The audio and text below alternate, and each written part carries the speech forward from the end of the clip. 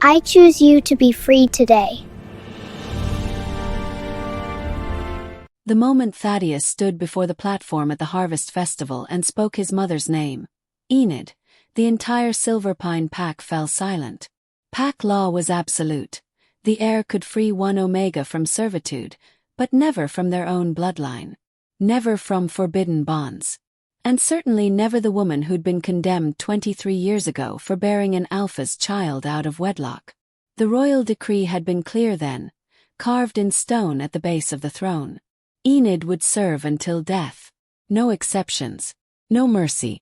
Yet here stood Thaddeus, golden-eyed and unflinching. His choice echoing across the festival grounds like thunder before a storm. His father, Alpha Cornelius, gripped the armrests of his ceremonial chair so hard the wood cracked. The sound cut through the shocked silence. Every wolf present could smell the rage rolling off him in waves. Pine smoke and copper, the scent of an Alpha whose authority had just been publicly challenged by his own blood. Enid stood in the Omega section, her grey servant's tunic stark against the colorful festival crowd. Her hands trembled. Her face had gone white as winter frost. She'd raised Thaddeus from the shadows, watched him grow into the heir everyone respected, never dreaming he'd throw away his future for her. If you're feeling what I'm feeling right now, that tight grip around your heart, tell me the city you're watching from so I can send you a hug. 'Cause what happens next will break you. Cornelius rose slowly, deliberately, every movement calculated to remind the pack who held power here. You know the law, boy. His voice carried across the grounds, deep and commanding. Choose again. But Thaddeus didn't flinch. Didn't lower his gaze. 23 years old, built like the warrior he'd been trained to be. He stood with his shoulders squared and his jaw set. I know the law, father. I also know what justice looks like. And this? He gestured to where Enid stood frozen among the other Omegas. This isn't it. She's served long enough. I choose Enid of Silverpine. I free her by the heir's right. The crowd erupted. Wolves shouted, argued, pushed forward. The beta counselors moved to block the platform steps. This wasn't just scandal. This was revolution wrapped in ceremony. The heir's right was sacred, granted once per generation during the harvest festival as a show of mercy and wisdom. It was meant to demonstrate the future Alpha's judgment, his capacity for compassion tempered with strength. But there were rules, unspoken rules that everyone understood. You didn't free your own mother. You didn't publicly shame your father. You didn't expose the pack's greatest scandal for everyone to witness. Enid had been 16 when she'd caught the Alpha's eye. Cornelius had been newly mated to Adelaide, the Alpha female chosen by the council for her bloodline and political connections. But Adelaide was cold, ambitious, more interested in status than in her mate. Cornelius had sought warmth elsewhere. Found it in a young Omega with kind eyes and gentle hands who worked in the pack kitchens. Their affair had been brief, secret, explosive.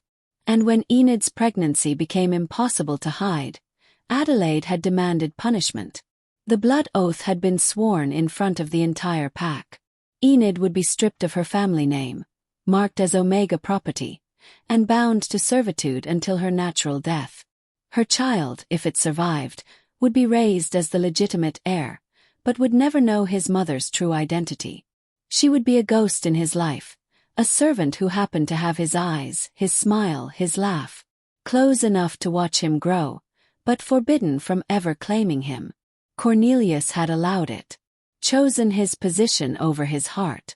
Chosen political stability over the woman who'd loved him completely. And now, 23 years later, that decision was turning to ash in his mouth. You don't understand what you're doing. Cornelius descended from the platform, each step deliberate. The crowd parted before him. Alpha's always got space. It was instinct, survival, the way of pack life. That woman is bound by blood oath, by sacred law. You cannot simply. I can. Thaddeus cut him off. The disrespect sent gasps through the assembly. You didn't interrupt an Alpha. Ever. The heir's right supersedes blood oaths sworn before my birth. The law is clear, father. Or have you forgotten the texts you made me study every morning for 20 years? Adelaide appeared beside her mate, her silver blonde hair perfect despite the chaos, her expression carved from ice. She'd aged beautifully, maintaining the kind of cold elegance that commanded respect if not affection. "This is rebellion," she said, her voice cutting. "This is a son spitting on everything his family has built. Everything we've given him. Given me." Thaddeus laughed, bitter and sharp. "You've given me nothing but lies. Both of you. Every day of my life has been built on a foundation of cruelty and shame. I was 12 when I figured it out. 12 when I noticed Enid had my eyes, my hands, the same birthmark on her left shoulder blade. I asked the pack historian about bloodlines, about Omega laws, about what happens when an alpha's bastard is legitimized." Enid made a small broken sound. Tears streamed down her weathered face. She'd spent 23 years avoiding direct eye contact with her son, speaking to him only in formal, distant tones, watching from the edges of every important moment in his life. Birthdays, training ceremonies, his first shift, his acceptance into the warrior ranks. Always present, never acknowledged. "Thaddeus, please." Her voice cracked. "Don't do this. Not for me. Especially for you." He turned to her fully now, and the tenderness in his expression made the crowd shift uncomfortably. This was intimacy, vulnerability, emotion, things alphas weren't supposed to display publicly. "You gave up everything. Your name, your freedom, your life. You did it so I could have a chance at something better. Well, I'm using that chance now. I'm using the power you sacrificed everything to give me. And I'm setting you free." The Beta Council had assembled now. 5 older wolves, traditionalists all, who advised the Alpha on matters of pack law and custom. Rupert spoke first, his grey beard bristling with indignation. "This is unprecedented. The heir's right has limits. It cannot be used to undo sacred oaths. It cannot be used to challenge pack hierarchy. Boy, if you go through with this, you'll destabilize everything." "Good." Thaddeus's voice rang out clear and cold. "Maybe this pack needs destabilizing. Maybe we've been stable in all the wrong ways." Another counselor, Mavis, stepped forward. She was ancient, sharp-eyed, one of the few wolves old enough to remember when pack laws were less rigid. "Alpha Cornelius, the boy has made his choice according to tradition. The heir's right is absolute. It was designed specifically to prevent alpha interference, to ensure the next generation could demonstrate their own moral code without parental influence. Don't lecture me on tradition." Cornelius's eyes had gone wolf gold, his control slipping. "Dangerous. When alphas lost control, people got hurt. This isn't about tradition. This is about a foolish boy making an emotional decision that will haunt him for the rest of his life. The pack will never accept an heir who shows this kind of weakness." "It's not weakness." Thaddeus moved down the platform steps now, approaching his father directly. They were the same height, the same build, mirror images separated by 25 years and an ocean of betrayal. "It's the first honest thing anyone in this family has done in decades. You want to talk about weakness? Let's talk about how you abandoned the woman who loved you. How you let your mate torture her for years. How you looked me in the eyes every day of my childhood and never once had the courage to tell me the truth." Adelaide's composure finally cracked. "How dare you? We raised you, fed you, trained you to be alpha. And this is how you repay us. With public humiliation. With treason. I repay you with truth." Thaddeus didn't raise his voice, but somehow it carried further than all the shouting. "Which is more than you ever gave me." The crowd was pressing closer now, wolves from every rank and station, all trying to witness this historic moment. The festival forgotten.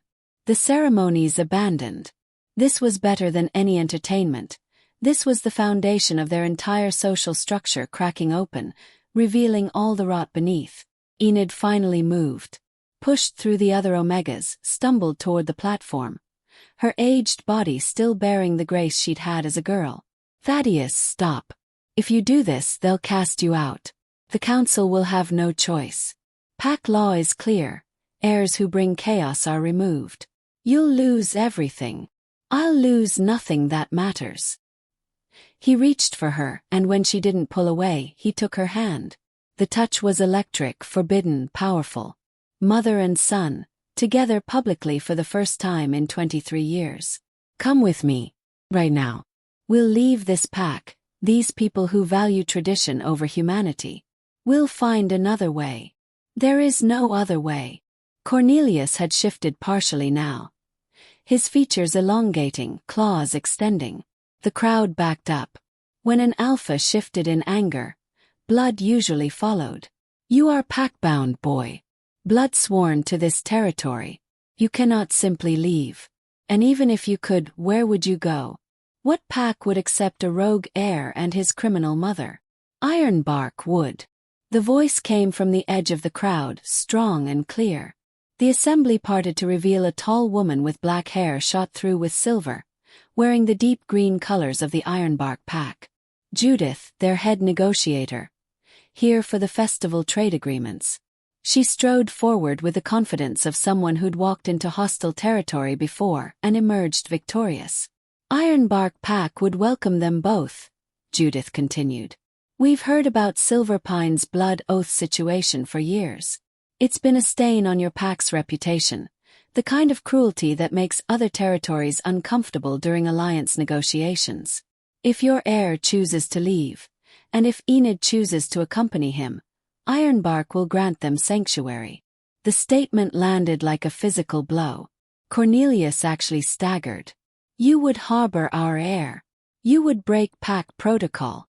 There's no protocol being broken. Judith's smile was sharp. He's not technically your heir anymore if you cast him out, is he? And she's not bound to you if the heir's right frees her. You can't have it both ways, Alpha. Either the heir's right stands, in which case Enid is free and can go wherever she wishes, or you claim the right is invalid, which means you're admitting your entire pack law is meaningless tradition with no real power. The trap was perfect, beautiful, cruel. Mavis was actually smiling, the old wolf clearly enjoying watching the alpha squirm. Cornelius looked to Adelaide, but his mate had gone silent, calculating. She'd always been a strategist first. If we let them go, Adelaide said slowly, we need assurances. The boy, Thaddeus. He cannot challenge for alpha status in Ironbark. He cannot position himself as a rival. And Enid must renounce all claim to Silverpine protection, Silverpine territory, Silverpine anything. Complete severance. Done. Thaddeus didn't hesitate. I want nothing from this pack except my mother's freedom and my own conscience clean. You can keep your throne, your territory, your precious traditions. I'll build something better somewhere else. Enid was sobbing now, full body shaking, her hands clutching Thaddeus's arm like he might disappear if she let go. You don't have to do this for me. Thaddeus, please. Mold. I've lived my life. Don't throw away yours. You're 51. He turned to her fully, ignoring everyone else. You have decades left, and you're going to live every single one of them free. As a person, not property. As my mother, not a servant. This isn't sacrifice, Mum.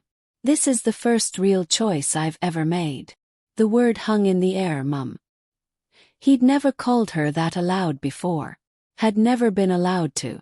The intimacy of it, the raw emotion, it made even the hardest wolves shift uncomfortably.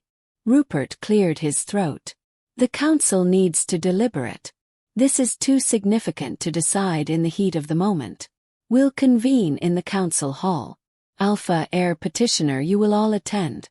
Everyone else return to the festival. There's nothing more to see here. But no one moved. No one wanted to miss what happened next.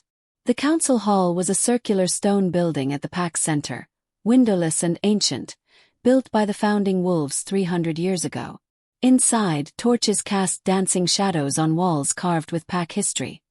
Battles won, alliances formed, laws established. Thaddeus had been here dozens of times for his training, learning the weight of leadership, the burden of tradition. Now those same walls felt like a prison closing in. The 5 counselors sat in their designated places. Cornelius and Adelaide took the alpha seats. Thaddeus stood in the petitioner's circle with Enid beside him. Judith remained by the door, observer status, her presence a reminder that this wasn't just pack business anymore. It had international implications. Mavis spoke first, her ancient voice steady. Let's establish facts. Thaddeus, as heir to the Silverpine Pack, you exercised your right during the Harvest Festival to free 1 Omega from servitude. You chose Enid. The heir's right is absolute according to the founding laws, established specifically to prevent alpha interference in the moral development of the next generation. Is this correct? Yes. Enid was bound by blood oath 23 years ago for the crime of bearing an alpha's child outside of sanctioned mating. The oath stated she would serve until death, stripped of status and familial recognition. Is this correct? Yes. Enid's voice was barely a whisper. And Thaddeus is that child, legitimized at birth, raised as heir, but never formally told of his true parentage. Is this correct? Cornelius's jaw clenched. Yes. Then we have a conflict of laws. Mavis looked to her fellow counselors. The heir's right versus the blood oath. Both sacred. Both absolute. But one must supersede the other. Rupert shook his head. The heir's right was never meant to undo blood oaths. It was meant for showing mercy to minor offenders, demonstrating wisdom and compassion. This is abuse of the law's spirit. The law's spirit is irrelevant. Malcolm, another counselor, spoke up.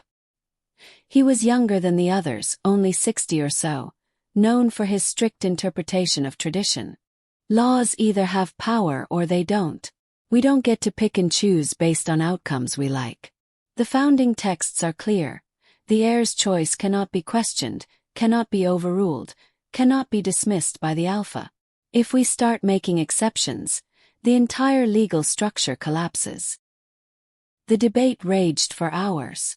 Outside, the sun moved across the sky. The festival continued in muted tones, everyone knowing that inside this hall, the future of the pack was being decided. Arguments flew back and forth. Precedent, interpretation, consequence, tradition. Thaddeus stood silent through most of it, his hand never leaving Enid's, their connection a quiet rebellion against everything the pack represented. Finally, Beatrice, the 5th counselor and the youngest at 55, spoke. I think we're asking the wrong question. This isn't about which law wins. It's about what kind of pack we want to be. Are we a pack that values tradition over people? Rules over justice? Because if we are, if we force this woman to remain in servitude and punish her son for showing mercy, then we're no better than the rogues we claim to despise. Careful. Cornelius's voice was deadly quiet. You're veering very close to challenging my authority. I'm challenging our collective morality. Beatrice stood. Alpha, I've served on this council for 30 years. I've watched you make hard decisions, cruel decisions, necessary decisions. But this, keeping a woman enslaved because you were too weak to protect her from your mate's jealousy. Forcing your son to pretend he doesn't know his own mother. That's not strength. That's cowardice dressed up as tradition. The slap came fast. Adelaide, moving like lightning, her hand connecting with Beatrice's face with enough force to snap the counselor's head sideways. You forget yourself. Beatrice straightened slowly, blood trickling from her split lip. No, I think I'm remembering myself for the first time in years. I vote to uphold the heir's right.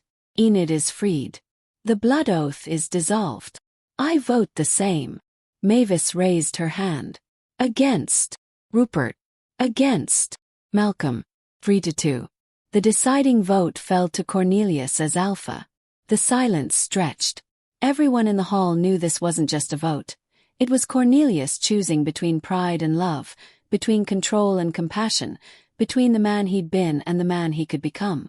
He looked at Enid. Really looked at her, for the first time in 23 years. Saw the gray in her hair that had been golden. The lines on her face that had been smooth. The weariness in her eyes that had once sparkled with joy. He'd done this to her. His choices, his weakness, his inability to stand up to Adelaide's cruelty. "Enid," he said quietly, "did you ever hate me?" She didn't answer right away. When she finally spoke, her voice was steady. "Every day. And never once. Hate requires passion, Cornelius. You killed my passion years ago. Now there's just nothing. Which is worse, I think." He flinched, nodded. "Then I vote to free you. Not because the law demands it. Not because my son shamed me into it. But because it's 23 years too late, and I'm tired of being a man I despise." The hall erupted. Adelaide screamed her fury, actually screamed, her composure completely shattered. Rupert and Malcolm shouted about precedent, about chaos, about the end of pack order. But Mavis and Beatrice were already moving, pulling Enid toward the door, toward freedom, toward a life she'd thought was forever lost. Thaddeus didn't move. Stood facing his father, these two alphas, one proven, one potential, locked in a moment that would define both their legacies. "I don't forgive you," Thaddeus said. "Freeing her now doesn't undo 23 years of suffering. But it's a start. Maybe that counts for something. Maybe." Cornelius looked older suddenly. His shoulders bowed under invisible weight. "Judith of Ironbark. You still willing to take them?" "We are." "Then they're yours. As of sunset tonight, Thaddeus and Enid are no longer Silverpine Pack. They are released from all blood bonds, all territory claims, all pack obligations. They are free to seek sanctuary wherever they choose." It should have felt triumphant. Instead, it felt like death. The death of a family, a legacy, a future that could have been. Thaddeus turned away from his father and walked toward the door where Enid waited, where Judith stood ready to escort them to their new life. But Adelaide wasn't finished. "You think this is over?" Her voice dripped poison. "You think you can just walk away and start fresh? I've spent 23 years building alliances, creating networks, ensuring Silverpine's power. And now you've made us look weak. Merciful. Ugh. Every pack from here to the coast will see this as an opportunity to challenge us. Then defend yourselves." Thaddeus didn't look back. "That's what alphas do, isn't it? Protect their pack. You should be good at it by now." They made it to the door. Stepped into the fading afternoon light. The festival grounds were still full, wolves pretending to celebrate but clearly waiting for news from the council hall. When they saw Thaddeus emerge with Enid at his side, both walking as free wolves rather than heir and servant, the whispers started immediately. Judith gestured to a waiting carriage, Ironbark's ceremonial transport. "We should leave quickly, before anyone decides to challenge the council's decision with force rather than words." But they didn't make it to the carriage.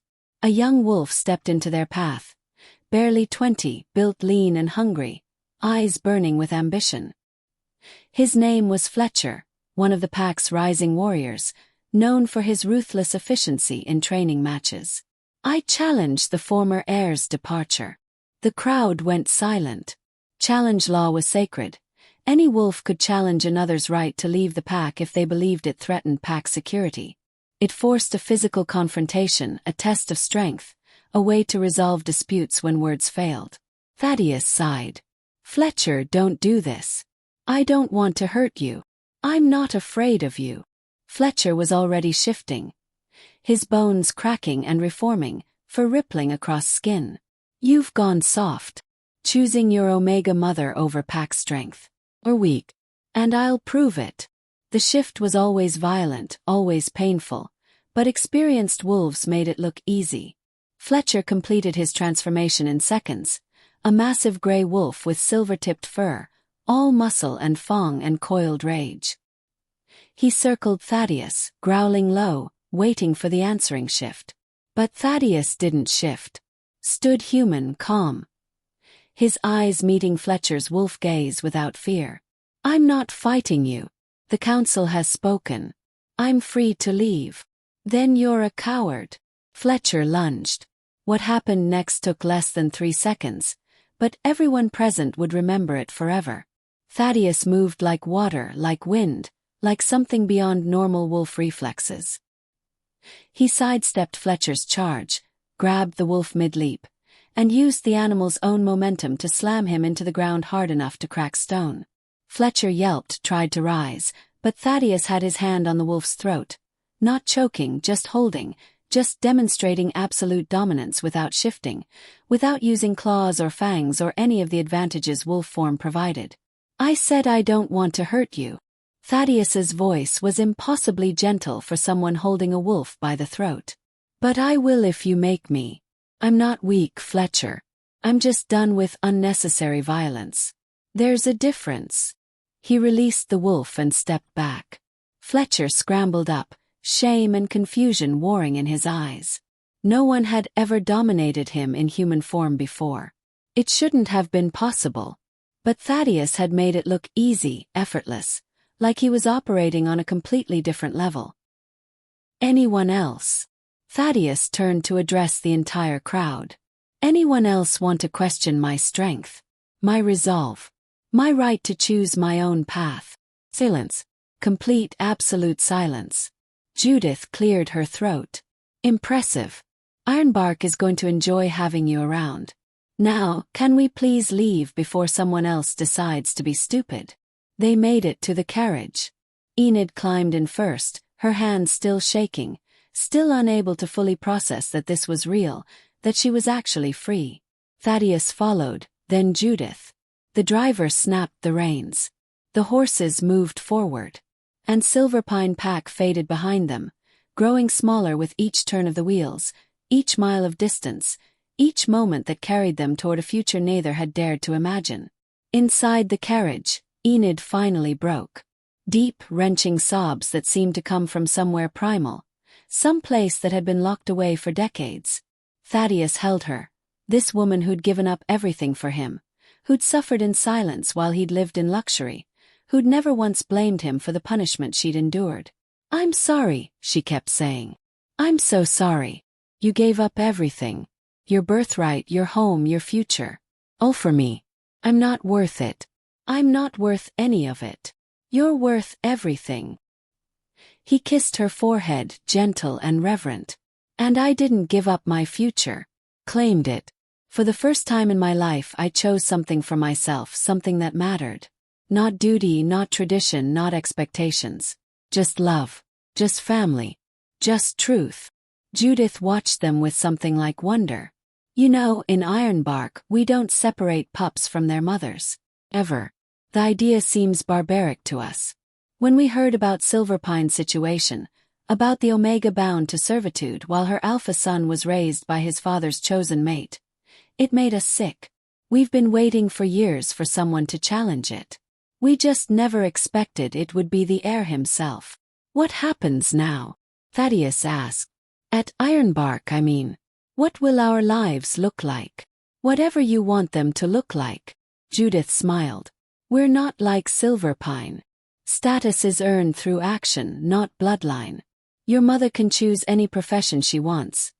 Healer, teacher, merchant, anything. You can train with our warriors, help with territory defense, or pursue something completely different. We have wolves who are artists, scholars, craftsmen. Not everyone's path is about fighting and dominance." Enid looked up, her eyes red and swollen. "I can choose. Just anything. Anything. I want to work with children." The words came out soft but certain. "I spent 23 years watching Thaddeus grow from a distance, never allowed to comfort him when he was hurt, never allowed to celebrate his victories. I want to help raise the next generation properly. With love. With truth. The way it should be done. We need someone like that." Judith nodded. "Our nursery caretaker is planning to retire next year. The position will be yours if you want it." They traveled through the night, stopping only to change horses and let everyone eat. By dawn, they'd crossed into Ironbark territory, the landscape shifting from Silverpine's dense forests to Ironbark's mix of woodland and open plains, the sky bigger here, the air feeling somehow lighter. The Ironbark Pack settlement was smaller than Silverpine's but more open, buildings spread out rather than clustered, wolves moving with a casual ease that Thaddeus had never seen before. No rigid hierarchies in how people walked or talked. No omegas pressed against walls when alphas passed. Just wolves living, working, existing together with a naturalness that felt revolutionary. Alpha Ambrose greeted them personally, a massive man in his 60s with kind eyes and hands scarred from a lifetime of work. Welcome, both of you. Judith's told me your story. Took courage to do what you did, son. Real courage, the kind that's harder than any battle. They were given a small house on the edge of the settlement, 2 bedrooms with a shared living space, simple but clean and entirely theirs. No servants, no guards, no one watching their every move. Just freedom, strange and uncomfortable and wonderful. That first night, Enid couldn't sleep. Kept getting up, walking through the house, touching the walls like she couldn't believe they were real. Thaddeus found her in the kitchen at midnight, making tea with shaking hands. I keep thinking I'll wake up, she whispered. That this is just a dream, and I'll be back in the servant quarters, and you'll be the heir I'm not allowed to acknowledge. It's real. He took the kettle from her before she burned herself. We're really here. We're really free. You can call me your son. Can call you Mum. We can exist together without hiding or pretending or suffering. It's real and it's ours, and no one can take it away. She started crying again. I don't know how to be your mother. Not really. I watched you grow up, but I never got to raise you. I don't know your favorite food or what makes you laugh or how you like your tea. I know everything and nothing about you. Then we'll learn. He guided her to a chair, sat across from her and smiled. We have time now. All the time in the world. So tell me something. Anything. Something you always wanted me to know but could never say. She thought for a long moment, tears streaming silently down her weathered face. You were born at dawn. I labored through the whole night, and when you finally came, the sun was just rising, painting everything gold. They let me hold you for maybe 5 minutes before Adelaide took you away. But in those 5 minutes, I counted your fingers and toes. I memorized your face. I promised you that even if I couldn't raise you, even if I couldn't claim you, I would watch over you every single day of your life. And I did. Every single day, I found a reason to be nearby. To make sure you were safe. To make sure you knew, somewhere deep down, that you were loved. Thaddeus reached across the table and took her hands. I knew. Always knew. I couldn't explain it, couldn't name it, but I always felt it. This presence, this warmth, this sense that someone was watching over me with real love, not just duty. It kept me sane through all the politics and cruelty and expectations. Knowing that somewhere in the pack someone saw me. Really saw me. They talked until dawn, filling in decades of silence, sharing stories and memories and all the small moments that make up a life. It wasn't enough. One night could never be enough, but it was a start. The beginning of actually being mother and son, not just in blood but in truth. The weeks that followed were hard. Thaddeus struggled with the loss of purpose, the absence of the rigid structure that had defined his entire life. In Silverpine, every day had been planned. Training, studies, political lessons, diplomatic meetings. Here he was just another wolf. No title. No responsibilities. No one expecting greatness. It was terrifying. And liberating. And lonely in ways he hadn't anticipated. Enid threw herself into learning about childcare, studying with the current nursery caretaker, slowly rebuilding the parts of herself that had been crushed under servitude. But she had nightmares. Would wake up screaming, convinced she was back in the servant quarters, that Thaddeus's freedom had been just a dream. He'd hold her through the panic, both of them learning that trauma didn't just disappear because circumstances changed. 3 months into their new life, a messenger arrived from Silverpine. Official pack business, the seal unbroken, the parchment heavy with significance. Thaddeus opened it in front of Ambrose, wanting the Ironbark Alpha to witness whatever came next. The message was from Cornelius, written in his own hand. Thaddeus, Adelaide is dead. Poisoned at the winter feast. We believe it was an internal assassination, someone who saw her as the symbol of everything corrupt in Silverpine's leadership. The investigation continues, but I'm not confident we'll ever find the killer. Maybe we're not supposed to. I'm not writing to ask for your return. You made your choice and I respect it. But I wanted you to know that your absence has changed things here. The younger wolves question more, challenge more, demand more transparency. Chaos. But maybe it's necessary chaos. Your mother, Enid, she should know that I loved her. Truly. I was just too weak to choose that love over political stability. Every day for 23 years, I regretted it. Every single day. It doesn't undo what I did, but she deserves to know the truth. Live well, son. Build something better than what I gave you.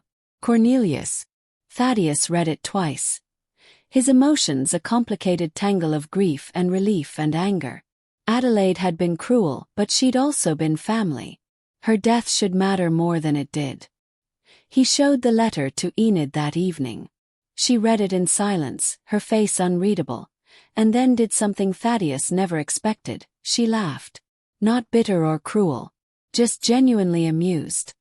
He loved me, she said, shaking her head. All those years and he loved me. What a pointless, wasteful thing. Love without action is just pretty words. Means nothing. Less than nothing. Are you okay? She considered the question seriously. I don't know. I thought I'd feel something, satisfaction maybe, or vindication. But I just feel empty. She made my life hell, and now she's gone, and it doesn't change anything. The past is still the past. The suffering still happened. Her death doesn't undo it. No, Thaddeus agreed. But maybe it allows for something new. Silverpine without Adelaide's influence. Maybe it becomes something better. Not our problem. Enid folded the letter carefully. We don't live there anymore. Their healing is their responsibility. She was right.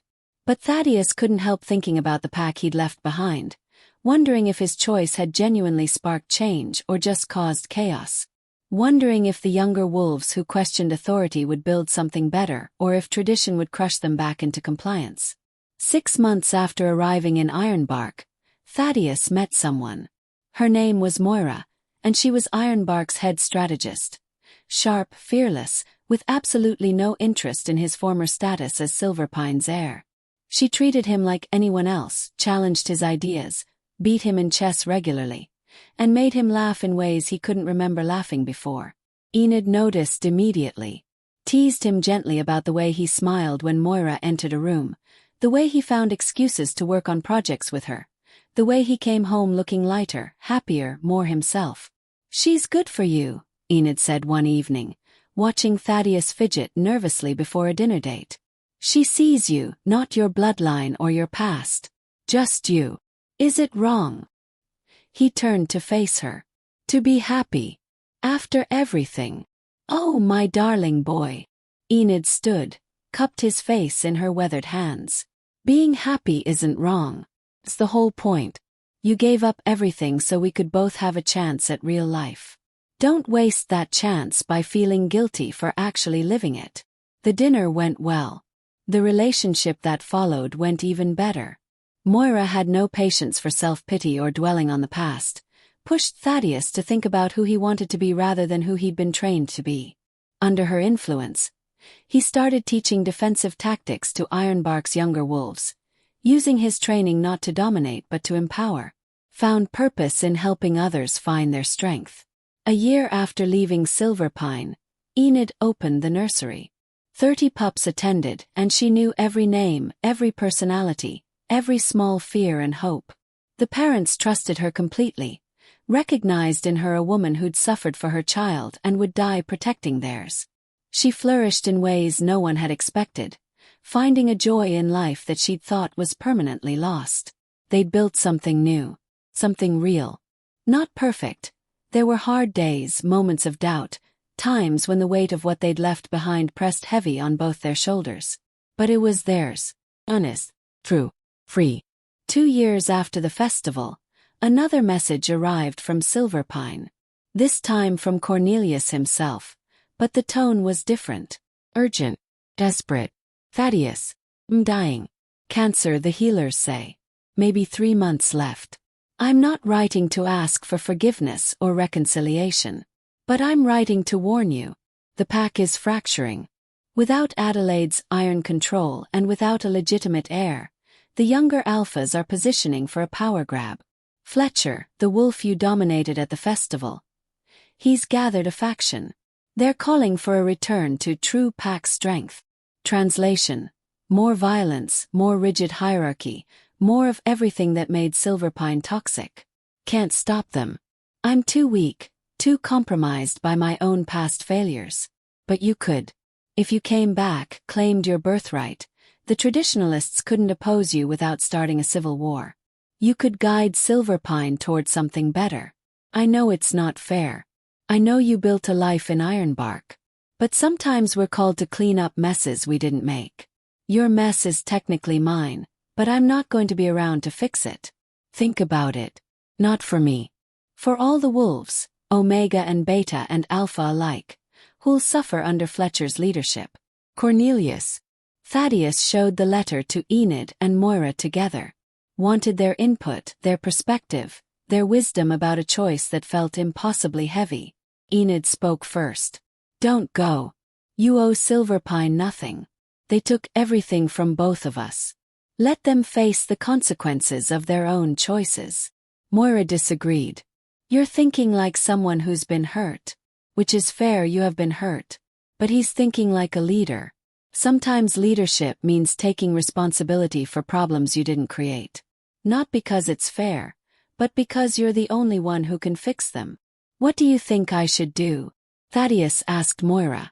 I think you should ask yourself what kind of wolf you want to be. The kind who walks away from suffering because it's not your responsibility.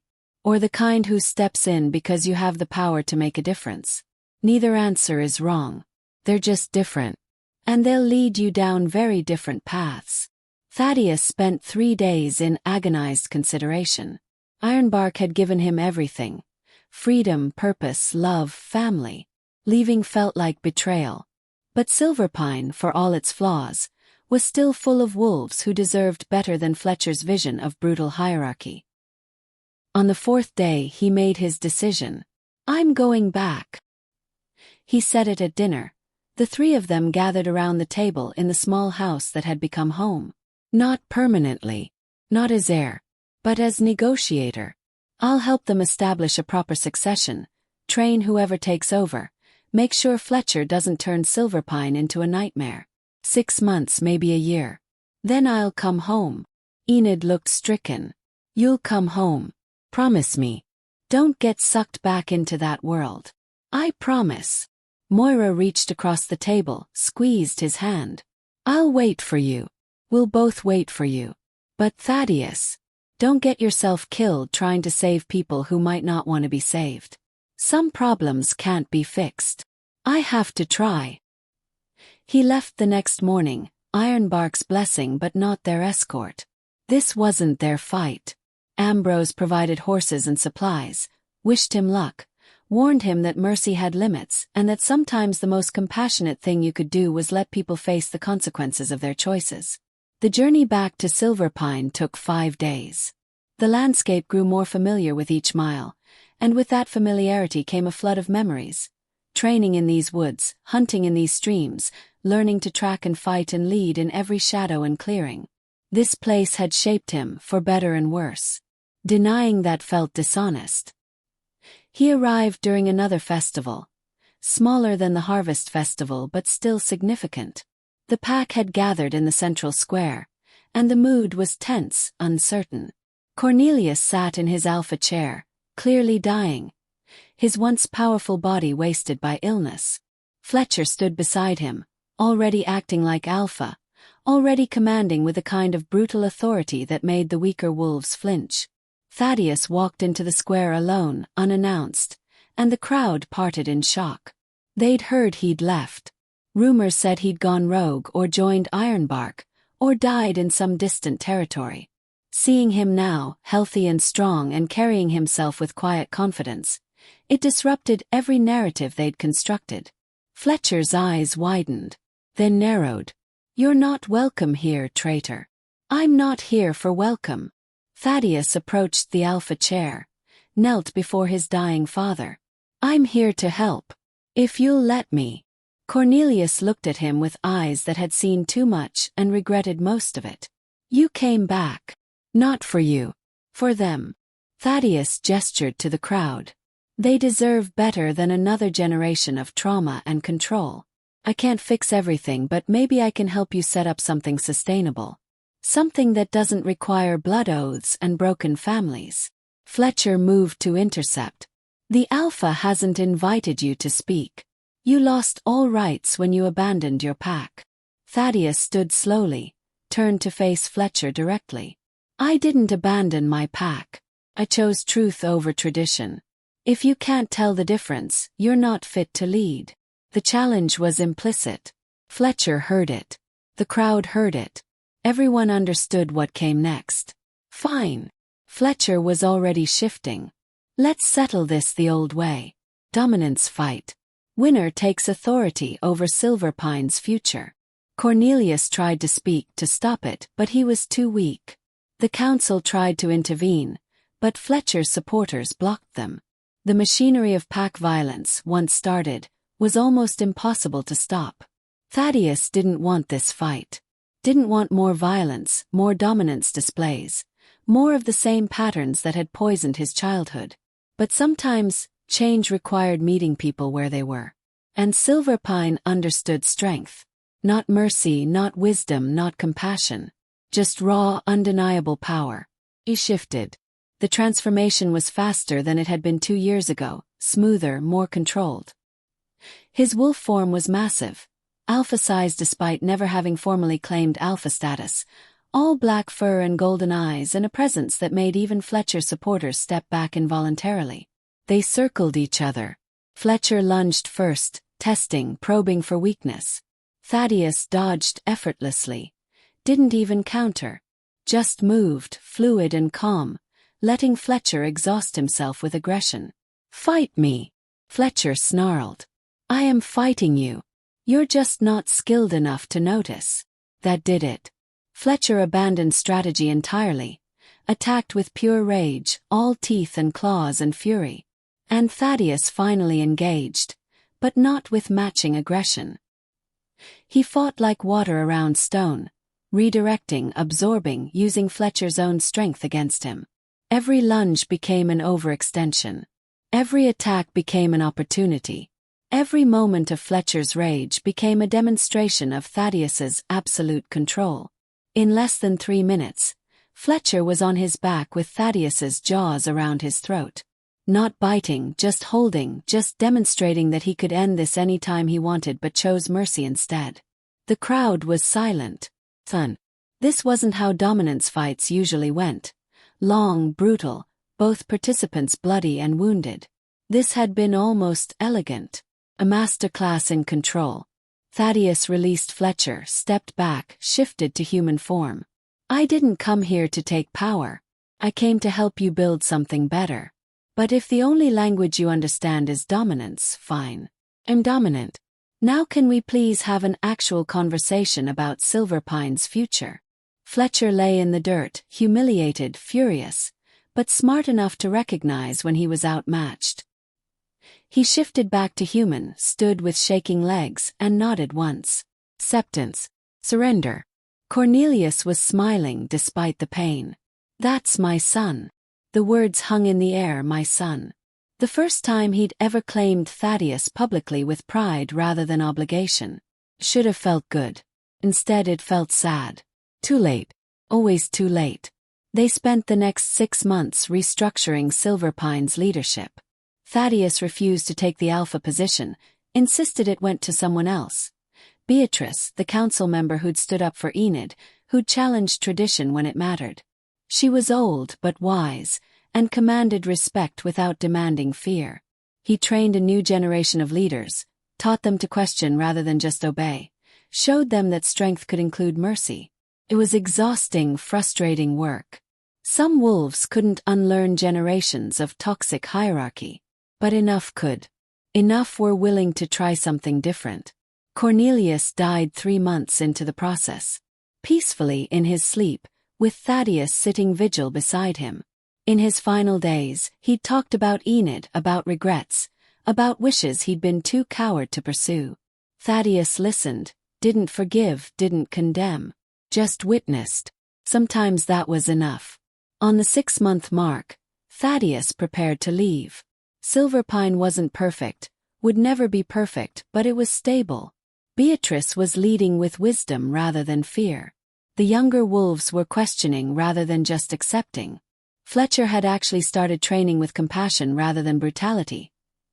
His humiliation in the dominance fight apparently teaching him something about the difference between strength and cruelty. It was enough. Had to be enough. The night before his departure, the pack threw a farewell gathering. Not a formal ceremony. Silverpine had moved away from rigid formality.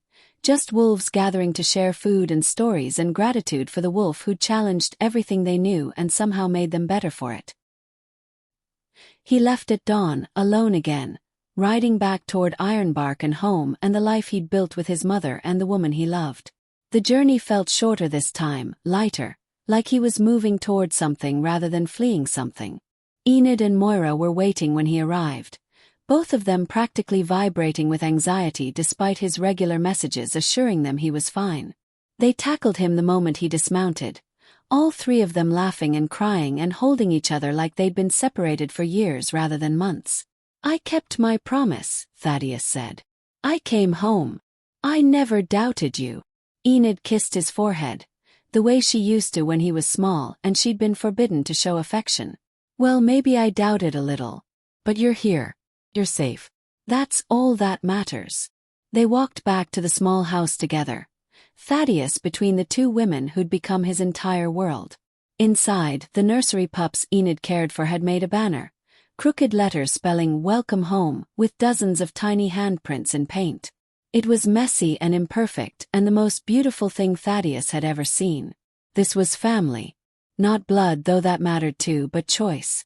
People who saw him completely, flaws and strengths and everything in between, and chose to build a life together anyway. It was what he'd fought for, what he'd sacrificed for, what he'd journeyed back to Silverpine to protect so that someday, other wolves might have the same chance. That evening, Moira took his hand and led him outside, away from the celebration, to a quiet spot overlooking Ironbark's central valley. The sunset painted everything gold, and for a moment, Thaddeus was transported back to his birth. Dawn light in his mother's arms and a promise whispered in those first sacred moments. "I have something to ask you," Moira said, nervous in a way he'd never seen her nervous before. "Anything. Marry me." He laughed, surprised and delighted. "Isn't the alpha supposed to ask?" "I'm not marrying an alpha. I'm marrying you. Just you." The wolf who chose truth over power, who walked away from everything to save his mother, who went back to save a pack that didn't deserve saving. "That's who I want. Not a title. Not a legacy. Just you." "Yes." No hesitation. "Yes, absolutely yes." They kissed as the sun set, and inside the house, Enid watched through the window with tears streaming down her face. Happy tears for once. Grateful tears. The kind of tears that came from witnessing impossible things become real. The wedding was small, just Ironbark pack and a few representatives from Silverpine. Beatrice came and Fletcher, and even some of the younger wolves Thaddeus had trained. No formal ceremony, no rigid traditions, just wolves gathering to celebrate love in all its messy, complicated, beautiful forms. Enid stood beside Thaddeus as his mother, not hidden, not shameful, but honored. When the pack elder asked who gave blessing for this union, she spoke clearly. "I do." His mother, Enid of Ironbark. The words rang out like a declaration of war against everything that had once tried to silence her. She'd survived. She'd healed. She'd reclaimed her name and her identity and her right to exist in the world without apology.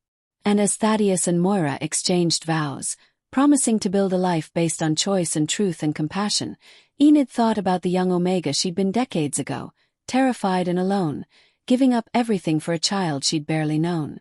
That girl would never have believed this ending was possible. Would never have dreamed that her sacrifice would lead not just to survival but to triumph. But here they were. Still broken in some ways. Trauma didn't just disappear, pain didn't magically heal.